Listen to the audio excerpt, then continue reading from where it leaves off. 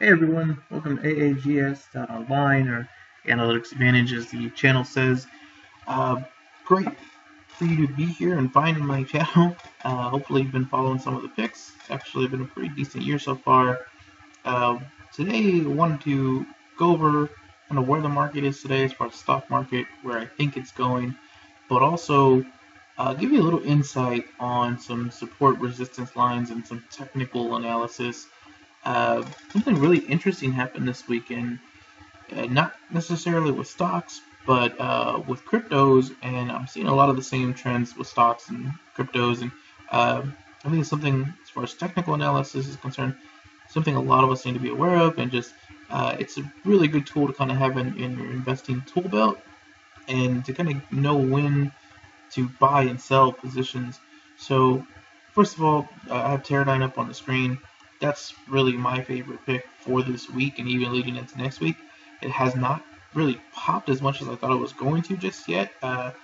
Earlier in the week, I believe actually yesterday, it was at about a 132 or 133 at its peak, and it's back down to about 130.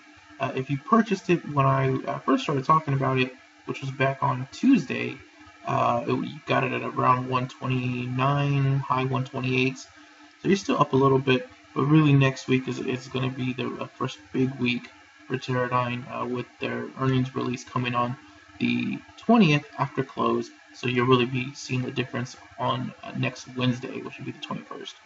Um, that being said, I'm not really making this video for Teradyne. This is just one example I wanted to show you of the technical analysis. And so, if you're not familiar with it, stocks, cryptos, most sort of derivatives have a support and resistance line, and what that means is pretty much what they sound like. So a support line is about the lowest price you're going to get for a position, and usually that just means that at this particular point, either individuals or people with bots or big financial institutions are going to buy a position because they see that as a value.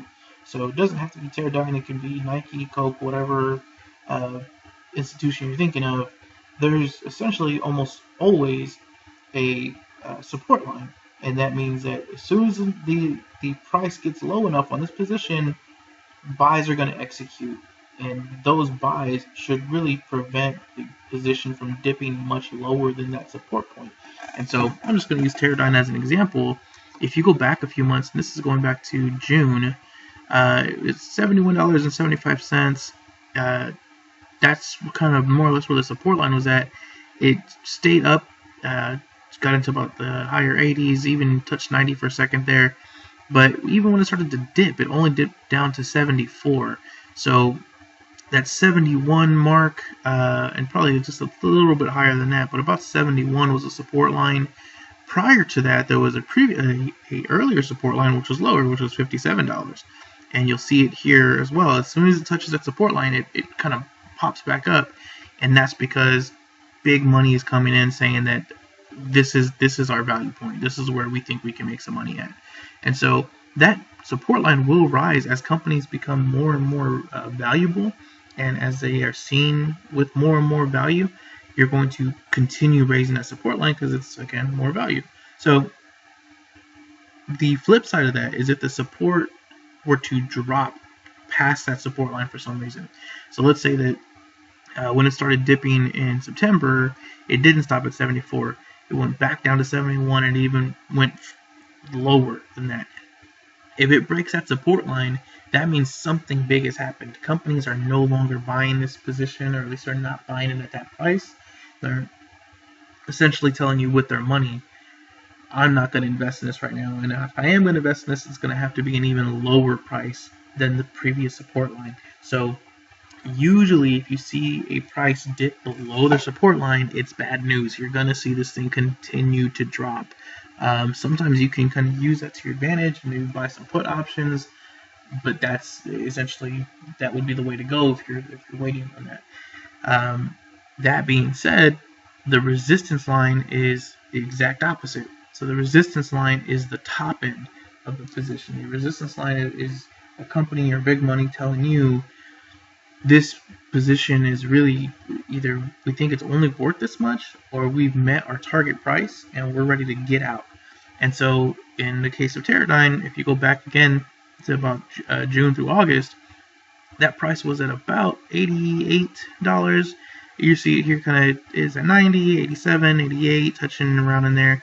And so usually when you see a price like this, what you want to do is give it about 3%. 3% is a good wiggle room there, because obviously all these institutions are different, so they don't all have the exact same price to the penny, and it's usually about 2 to 3% of a wiggle room kind of area that they'll give themselves as far as valuation. So just using our calculator here, let's say it was $88, which was about the average, times the 3%, 264. So we add that to the $88. So the resistance line was at about $90.64. And that's about what we see here, because even when it went to 90, it only about to $90.06. So that was a good resistance line, and it kind of stayed under that. So what happens when we break through the resistance line? If the support line drops the value, then having companies say it's now worth more than this and we're not going to sell off, we're going to continue holding, means that it's going to be more valuable, and you're going to see it essentially skyrocket or take a really quick hit up and jump just up the chart, because companies are not only going to be holding on to this position, but they're going to be looking to maybe buy in more, thinking that it's more valuable. So at that $90.64 resistance line, you see that some people are starting to sell out. It comes down to about the 74 again, where we hit that support line. Then you have this big bar here at the bottom. This is a volume bar. It means that a lot of people, or institutions in this case, were buying in and saying that Teradyne did something really good, or something that they thought was okay, this is going to be a really good investment. So you have a lot of money coming in on that day compared to the rest of the year. So they put money in there at a lower price at 76, and then once it starts kind of coming back up, it does pass that $9.64 resistance line, which to us is a signal, okay, it's past this line, it's gonna go up. And what immediately happened here is a dip. Now, can we explain that? Is it an anomaly? What is this? What's going on here? That dip is called a shakeout. The shakeout is when initial investors, let's say somebody that either bought back here, or somebody that maybe bought at this high point and has now just kind of watched their earnings go down, or their profit lines go down, essentially turn into losses. When they get back to this point here, and all of these people back here now have a gain, and in some cases a very small gain, they're just ready to get out. They're ready to cut their losses. They know just as well as we do that, hey, it's about at its resistance line. Let's sell high and get out. And so you see that shakeout coming on, and immediately drops the price back down to $87. What happens there, though, is that when these people sell, and when we see this dip happen, people, as we all say, buy the dip, right? Institutions, individuals, just again, money comes into the market saying, this is where we want to buy. This position is now more valuable than its previous resistance line. So then you see it go back up, and now it's going back up basically just on a rocket, just straight up. So what was the $90 resistance line, once it's broken, it goes to 100 within 2 weeks? Within 2 weeks, and then another 2 weeks go by and we're at 106. Another 2 weeks go by, we're at 116. Another 2 weeks go by and we're at 120. And essentially by the end of the year, or what amounts to about 3 months later, we're at about $137. So at $137, that's huge from a $90 resistance line previously. So if you had bought this dip here when we first saw, okay, one, what red flag, it passed the resistance line. Two, there was a dip. Three, this is a short kind of cup and handle. If you're not familiar with that, essentially it's just this shape here. It looks like a cup, like a little teacup saucer with a handle at the end. What that is exactly what I was just describing to you. People buy in, it drops. People basically hold until it gets back to where they bought it at. They take the little, they take their sell, get the shake off. That causes the handle, and now it goes up.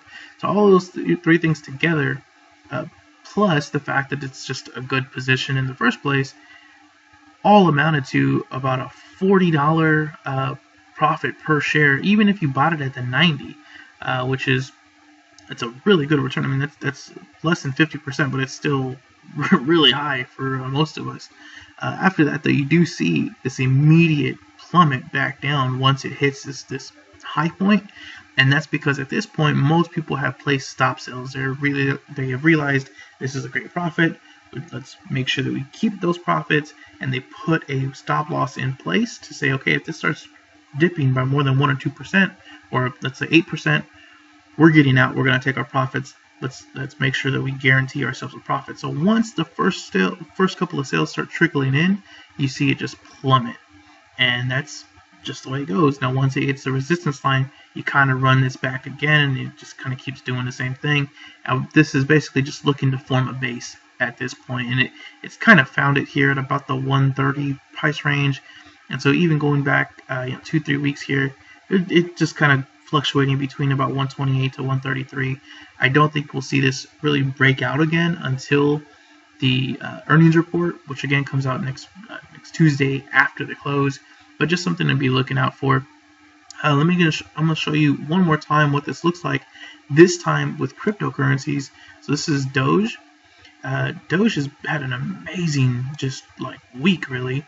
But same thing here. If you see the support resistance line, support I believe was about 3 to 5 cents for a long time, and this is about a month at this point, and it goes even further back than this, but I'm just highlighting this month for kind of illustrative purposes here. This is about 5 cents, and that's about the support line. It did get to high sixes just here and there, but it just couldn't break out of it. Again, sixes.